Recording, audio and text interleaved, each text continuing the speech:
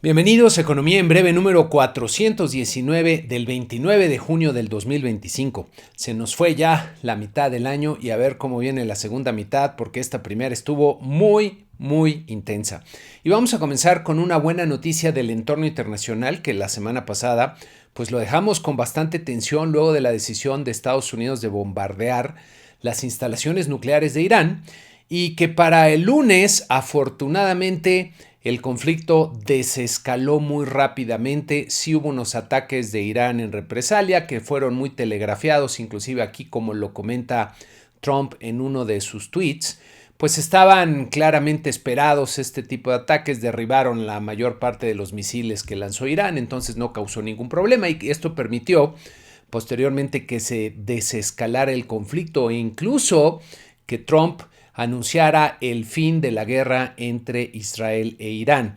Todavía, desde luego, falta mucho por ver qué va a pasar aquí en Medio Oriente, pero por lo pronto creo que tenemos buenas noticias aquí en este frente. Una de las variables clave que me parece habría que seguir para ver cómo interpreta la opinión pública de Estados Unidos estas decisiones de Trump y ver si esto le va a dar más poder o lo va a tener contenido es pues su aprobación presidencial. Y en esta siguiente lámina pueden ver que pues prácticamente no cambió la aprobación, desaprobación de Trump a raíz de la decisión de bombardear las instalaciones nucleares de Irán. Se mantienen relativamente estables, vaivenes muy pequeñitos en los últimos días, en la última semana. Entonces parece que no fue una decisión que alterara mucho la percepción del público respecto a Trump. Y en otra noticia también del entorno internacional, que creo que habrá que ver con atención aquí en nuestro país y lo están viendo en todo el mundo, pues Donald Trump decidió dar por terminadas de forma inmediata las negociaciones que se estaban siguiendo con Canadá, al parecer frustrado porque no estaba alcanzando los resultados que quería y señalando que son un país que es muy difícil para comerciar con ellos y pues bueno, dio por terminadas las negociaciones que estaban en marcha con Canadá y les avisó que en los siguientes 7 días iba a dar a conocer las tarifas que tendrían que pagar. Entonces, muy al estilo de Trump, no está obteniendo lo que quiere, da un manotazo en la mesa, tira las piezas y pues vamos a ver cómo reacciona más adelante Canadá. Por cierto, esta siguiente nota me llamó mucho la atención acerca de lo que está pasando con el tema de las tarifas de Trump para el resto de los países. Y es que resulta que los países que están tratando de negociar con Estados Unidos y con la administración Trump, pues no tienen claro no solo el nivel que pueden acordar para las tarifas genéricas que va a tener que pagar el país, sino también Estados Unidos puede, y Trump ya lo ha prometido, poner tarifas específicas a ciertos sectores o ciertos productos. Entonces los países que no tienen claridad, pues no se van a animar a definir ahorita una tasa de arancel genérico si no saben qué va a pasar con ciertos productos, los aranceles a estos productos o sectores que pueden ser muy sensibles para sus exportaciones.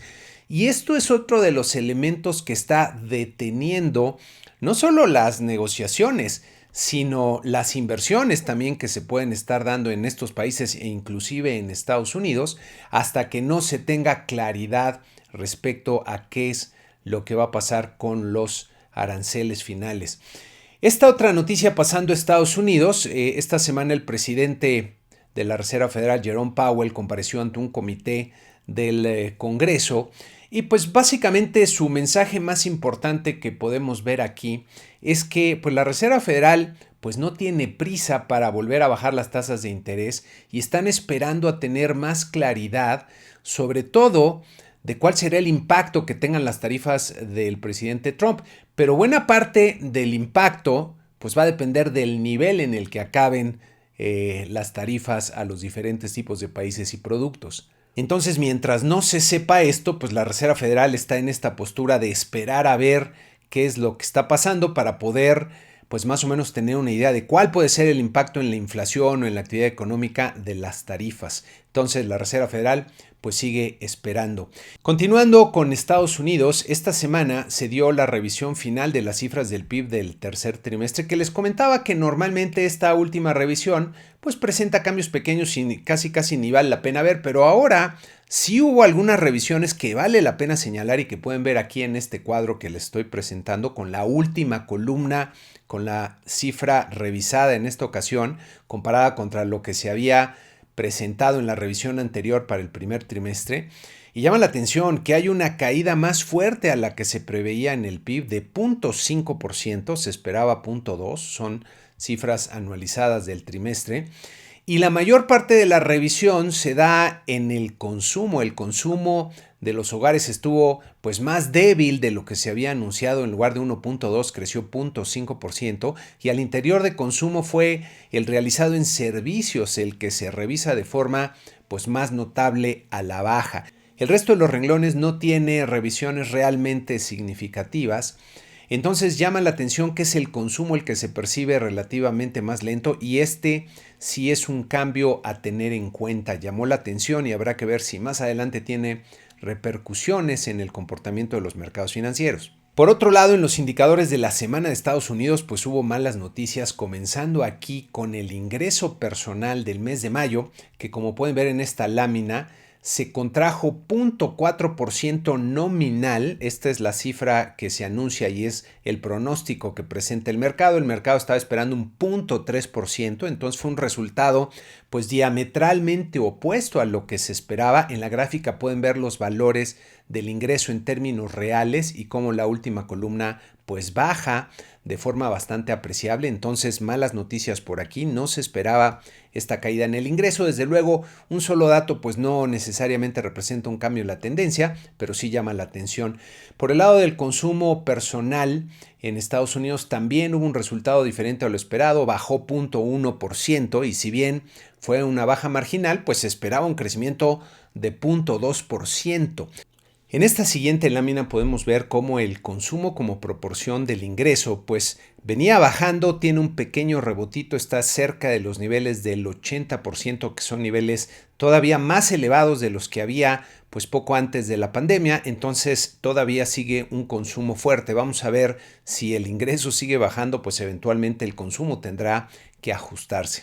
Dentro del reporte de ingreso y gasto personal tenemos el indicador más importante de inflación para la Reserva Federal, que es el índice de precios del gasto personal en consumo, excluyendo alimentos y energía, el famoso PCE Core, que pueden ver en esta lámina, con el resultado que presenta en el mes de mayo. Y como pueden ver, pues no es una buena noticia, si bien no salió tan mal, ya que en el observado tuvimos un 0.18%, se esperaba 0.1%, lo que se había observado en los mismos meses de mayo de años anteriores era 0.14%, entonces el resultado vino un poco por arriba de lo que sería deseable y lo que esperaba el mercado. Si vemos su evolución a tasa anual en esta siguiente lámina, podemos ver un ligero rebote a un nivel de 2.7%. El problema es que todo el progreso que había pues mostrado descendiendo desde el 2022 prácticamente pues se ha detenido ya en los últimos meses. Parece que ya encontró un piso y no ha logrado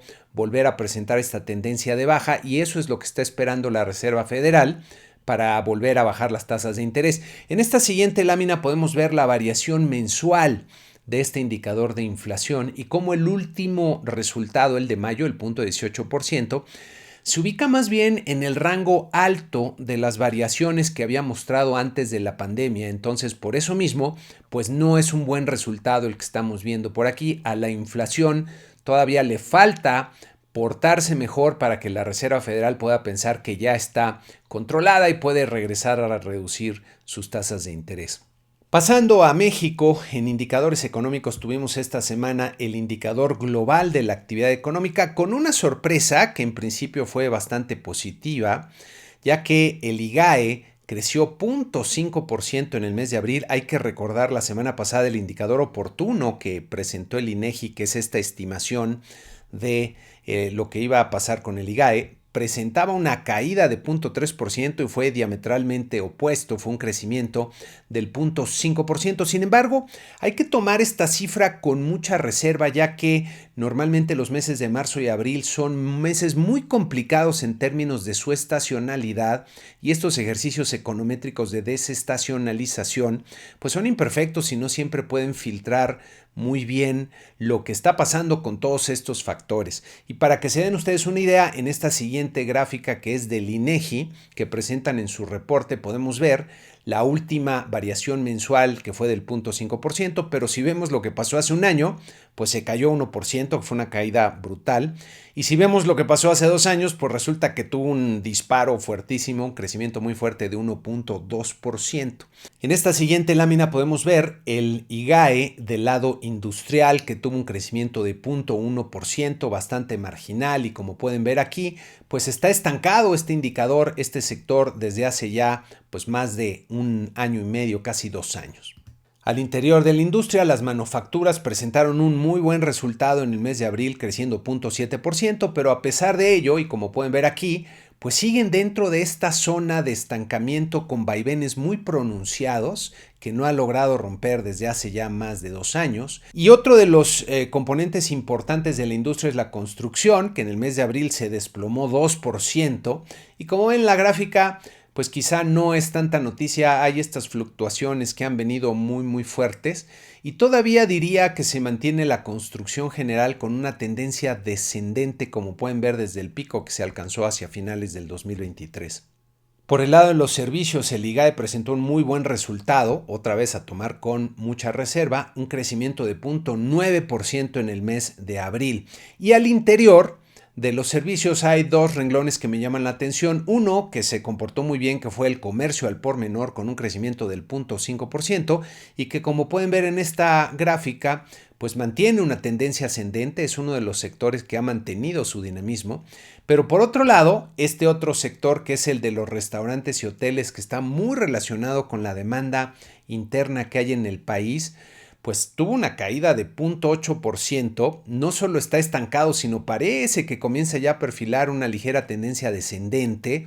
Entonces parece que aquí en este sector, que por cierto da muchos de los empleos que hay en el país, pues no se ve un panorama muy alentador.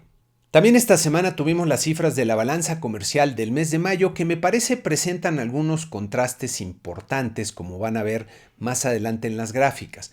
Por un lado, el comercio total, que es la suma de exportaciones y de importaciones, pues siguió en tasas muy elevadas, más de 109,000 millones de dólares, como pueden ver aquí, parecido a lo que se registró hace un año, pero pues no va mal el comercio total. Y si vemos al interior, por el lado de las exportaciones, pues las exportaciones manufactureras no automotrices crecieron de forma todavía importante, alcanzaron de hecho un nuevo máximo, como pueden ver aquí, y esta es una buena noticia. Ahora, hay que tener también cierta reserva, porque este crecimiento se da, me parece, como reacción a la incertidumbre que generaron los aranceles de Trump, y que mucha gente en Estados Unidos pues aceleró sus importaciones, que son exportaciones de nuestro lado, para tener inventarios ante lo que no sabían que podía ocurrir más adelante. Entonces, ojo, porque no necesariamente es aquí una señal de fortaleza o de cambio de tendencia. Y por el lado de las automotrices se observa lo contrario, cayeron a tasa anual respecto a lo que vimos hace un año y hace 2 años. Entonces aquí este sector sí se vio afectado, si bien el nivel no fue tan malo, pero ya está presentando tasas negativas. Por el lado de las importaciones, las de bienes de consumo pues cayeron a tasa anual, como pueden ver aquí en el comparativo. Todavía no están en niveles tan bajos, pero ya comienza a perfilarse una tendencia descendente que también me parece pues va a reflejar la debilidad del consumo interno en el país. Por otro lado, las importaciones de capital, que están muy relacionadas con la inversión interna en México, que está pues muy deprimida, también están reflejando aquí una clara caída respecto a 1 año atrás y 2 años atrás, y también ya empieza a perfilarse en estos resultados mensuales una tendencia descendente que me parece va a continuar haciéndose más pronunciada conforme siga esta debilidad en la inversión. Las importaciones de bienes intermedios no petroleros, en cambio, pues presentaron un buen resultado. De hecho, crecieron todavía a tasa anual, quedaron un poco por arriba del año pasado, un nivel bastante bueno, que aquí nuevamente se puede ver al revés. La incertidumbre que está generando la política arancelaria en Estados Unidos hizo que mucha gente al interior de la industria, especialmente aquí en México, pues aceleraran algunas de estas importaciones. Y las importaciones petroleras del país en los últimos 2 meses pues han tenido niveles bastante por arriba de lo que habían mostrado un año atrás, como pueden ver aquí. Y me parece que esto en parte se explica por todas estas detenciones que se han hecho del huachicol en varias partes de México, inclusive de Estados Unidos. Entonces lo que antes estaba fuera de los radares, pues ahora las empresas que se dedican al comercio de estos bienes tienen que pues traerlas, digamos, de la forma legal, tradicional. Me parece que algo así pudiera estar reflejando este brinco en las importaciones petroleras. Por otro lado, tuvimos las cifras de inflación de la primera quincena de junio, que en el índice general pues tuvieron buenas noticias. Fue un nivel bajo de 0.10%. Aquí pueden ver que eso es justo lo que en promedio ha presentado esta quincena en años anteriores, muy parecido a lo que estaba esperando el mercado, 0.12, ligeramente por abajo. Entonces aquí se ve una buena noticia. Sin embargo, la inflación subyacente, que excluye los componentes más volátiles y por lo mismo nos da una mejor idea de la tendencia de mediano y largo plazo de la inflación, esa presentó una sorpresa negativa porque creció por arriba de lo que se estaba esperando, resultó en 0.22%, el mercado anticipaba 0.17% y lo que sería usual para esta quincena es un 0.12%. Entonces, mal resultado en la inflación subyacente. Y cuando vemos las tasas anuales, pues vemos que ya hay un rebote en la inflación tanto general como en la subyacente en los últimos meses. Parece que ya cambió aquí la tendencia. Si bien la última quincena hay una pequeña baja en la inflación general, pues está en 4.51%, llegó a estar debajo del 4% hace unos meses. Entonces, mala noticia aquí. Y la inflación subyacente también ya se ubica por arriba del 4% en 4.2%. Y nuevamente aquí se percibe este cambio de tendencia al alza y me parece que esto es algo que Banco de México debería tenerlo más preocupado, pero parece que no lo están tanto, como vamos a ver más adelante. Y la inflación subyacente de servicios, que puede reflejar mejor las presiones internas que hay de demanda y que son las que debe de atender la política monetaria, pues resultaron en un 0.25%. Aquí no hay una expectativa del mercado, pero al compararla contra años anteriores, pues fue más del doble de lo que sería usual para esta quincena, el resultado más alto en los últimos 3 años, y esta también es una señal de preocupación. Si vemos su evolución a tasa anual, pues después de que venía descendiendo a un ritmo muy lento, pues en los últimos quincenas aquí ha rebotado y está en 4.61%. Entonces aquí hay focos amarillos. Por otro lado, Banco de México, como les comentaba, pues parece que no está tan preocupado por la inflación. De hecho, anunciaron su decisión de política monetaria, que ya estaba bastante cantada. Redujeron la tasa de interés en 50 puntos base a un nivel de 8%, en una junta cuya mayoría de los miembros eminentemente es paloma en el argot que hay en los mercados financieros y entre los economistas. Esto quiere decir que están más preocupados por los temas de crecimiento que por la inflación, y diría están pues excesivamente confiados en lo que está pasando con la inflación. Esto les puede complicar más adelante el manejo de la política monetaria. Entre las cosas que comentan en su comunicado, y es donde llama la atención, que hablan de muchos peligros, inclusive señalan que la inflación general se incrementó. También mencionan que la inflación subyacente subió de 3.93 a 4.20% en el periodo que están tomando como referencia. Señalan que las expectativas de inflación general para el 2025 aumentaron, que los pronósticos de inflación se ajustaron al alza, se refieren a los suyos propios. La reducción de la inflación de los servicios ha sido más gradual y el aumento en las mercancías mayor a lo previsto, que el balance de riesgos para la inflación pues mantiene un sesgo al alza y que hacia adelante la Junta de Gobierno valorará recortes adicionales a la tasa de interés de referencia. Ahora sí que, como dicen en mi pueblo, pues están viendo y no ven. Y si vemos los pronósticos que presentaron con ajustes al alza para los siguientes trimestres, y diría ajustes importantes, nuevamente retomaron niveles por arriba del 4% para el segundo y el tercer trimestre. y si bien no postergan el alcance de la convergencia, pues este se ve cada vez menos creíble. Entonces, pues parece que Banco de México está viendo otro panorama o no están tan preocupados con el tema de la inflación, y esto sí puede ser algo que les complique más adelante el manejo de la política monetaria, porque si la inflación sigue rebotando, eventualmente tendrían que no solo detener la baja en tasas, sino inclusive volver a incrementarlas. En esta siguiente lámina pueden ver cómo ha evolucionado la tasa de interés de referencia en la línea anaranjada oscura y cómo se compara contra los principales índices de inflación general y subyacente que vienen rebotando y ellos siguen bajando la tasa de interés. Me parece que pues no es una buena actuación la que tenemos aquí al Banco de México. Tal vez deberían estar mucho más prudentes como lo está haciendo la Reserva Federal en Estados Unidos, y esto representa riesgos para el futuro. Por otro lado, las ventas comerciales en México presentaron malas noticias, como vemos en este resumen que tomamos del reporte del INEGI en este cuadrito, con una caída de 0.9% en las ventas al por mayor y de 1% en las ventas al por menor. En esta siguiente lámina pueden ver la evolución de las ventas al por mayor, el mayoreo, claramente con una tendencia descendente y sigue bajando. Esto es algo preocupante.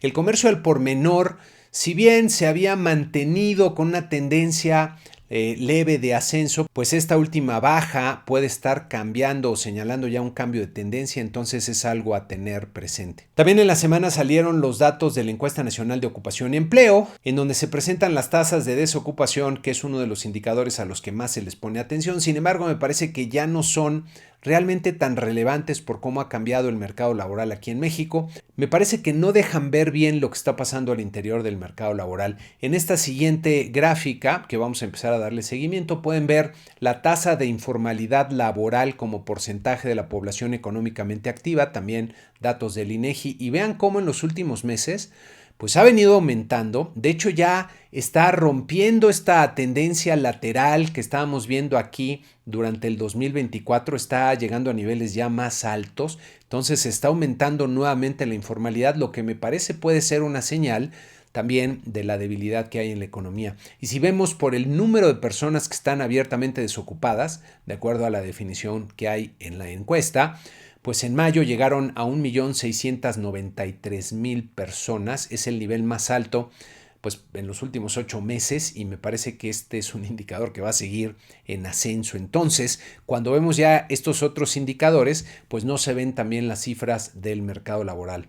Y en una noticia que sí representa un parteaguas y que de hecho genera una buena sacudida al interior del país, especialmente en el gobierno federal, que no veía venir esta medida, por lo menos así se percibió en las reacciones que se dieron, pues el Departamento del Tesoro de Estados Unidos emite unas órdenes por primera vez, como ellos comentan, para combatir el lavado de dinero y el tráfico de fentanilo al país, y señalan a 3 instituciones financieras mexicanas, que son Cibanco, Intercam y Vector Casa de Bolsa, como algunas que están, pues, por lo menos bajo una fuerte sospecha de estar contribuyendo a este problema para Estados Unidos.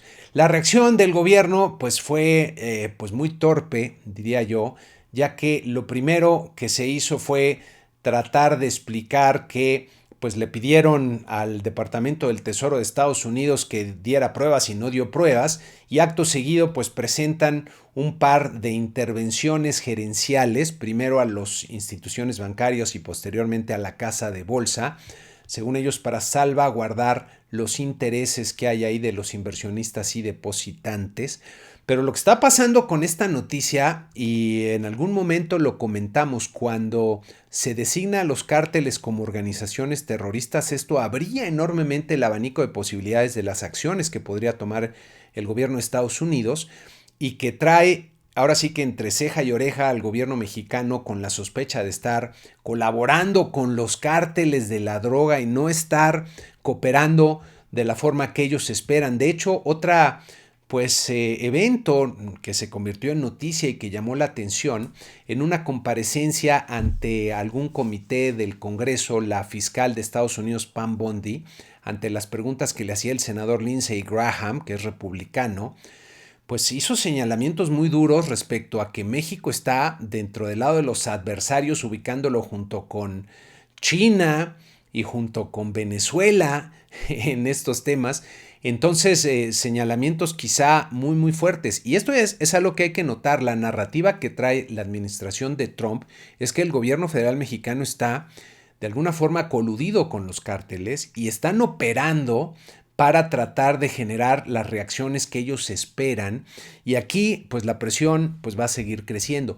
Y el problema es que buena parte de lo que ha pasado, según lo que percibo en el entorno financiero, es que muchas instituciones se confiaron, después de que se nombró a los cárteles como organizaciones terroristas, de que la legislación en México pues ya era suficientemente estricta como para evitar problemas en este sentido, y es cierto, la regulación en México se había venido adaptando, pero me parece que no tomaron en cuenta la seriedad y urgencia con la que el gobierno de Estados Unidos quiere ver medidas concretas. Me acuerdo que en su momento señalábamos que inclusive algunas oficinas importantes de abogados hacían este llamado a los bancos y a todo el sistema financiero a realizar nuevamente sus ejercicios de identificación de riesgos para tener muy claros quiénes eran sus clientes y no estar sujetos a sanciones. El impacto de esta decisión sobre las instituciones que han sido señaladas va a ser brutal, va a ser muy muy fuerte y se corre el riesgo de que se siga afectando al resto del sistema financiero mexicano. Entonces habrá que ver. Yo esperaría que todos los bancos, especialmente importantes, grandes, pues salgan a emitir algún tipo de comunicados diciendo que han fortalecido sus medidas de detección de este tipo de riesgos, que han hecho pues una revisión de todos sus clientes y no encuentran ningún tipo de problemas, algo así, para evitar que luego vengan más acciones que pues muy probablemente van a seguir viniendo. La presión sobre el gobierno de México pues va a seguir, creo yo, en aumento. Y pasando a los mercados accionarios, esta semana tuvimos buenas noticias.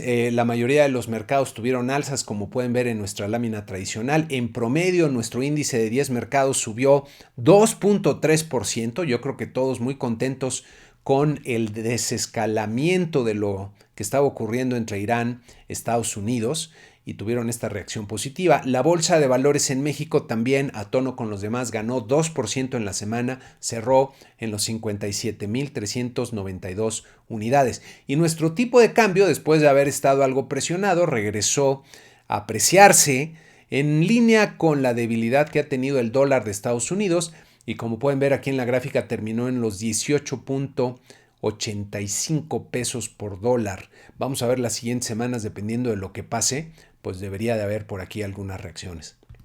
Y para la semana que inicia vamos a tener bastante información importante aquí en México, comenzando el lunes con las cifras de finanzas públicas del mes de mayo. Vamos a ver cómo vienen aquí, sobre todo los ingresos, las cifras también de la actividad bancaria. Vamos a tener más adelante el martes las cifras de remesas familiares que se reciben en México del mes de mayo, los resultados de la encuesta Banjico de expectativas y del indicador IMEF. El jueves vamos a tener las cifras del consumo privado del mercado interior y de la inversión fija bruta del mes de abril, y cerramos con la confianza del consumidor del mes de junio. Y el jueves en Estados Unidos tendremos el siempre muy importante reporte de empleo, ahora con las cifras del mes de junio. Y miren, se acerca la fecha fatídica del 9 de julio, que es cuando en teoría deberían de aplicarse los aranceles con los que amenazó Trump, si no es que se alcanzan acuerdos comerciales con otros países. Entonces los mercados, si no se dan noticias, creo que podrían irse poniendo cada vez más tensos, y es algo que habrá que tener bastante presente. Y con esto terminamos este programa número 419 de Economía en Breve. Muchas gracias y que tengan una excelente semana.